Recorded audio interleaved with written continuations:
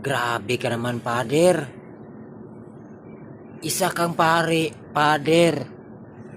Ang isiwalat mo, yung kabutihan, yung salita ng Diyos, Pader. Total, wala ka naman ganun, Pader. Ha? Wala ka nun. Ayan, yan si Pader na yan. Adik yan.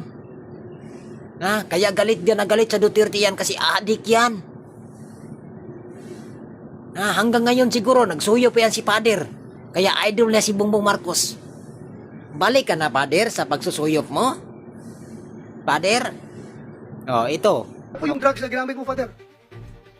Shabu po, o bago pa mag-shabu. Pare ka na noon? Siyempre, hindi pa ako. Hindi ka pa pare? Natural po. So, 15 years. How old ka nag-start gumamit na Shabu? Father, ako 17 years. Ako 17 years. Mr. Chair, simula po ako ng 16. 16? Opo. 16 plus 15, that's 31. May ebidensya man na ikaw mismo nagsabi, nagsuyop ka. 16 years old to 31 years old, nagsuyop ka. Adik ang puti.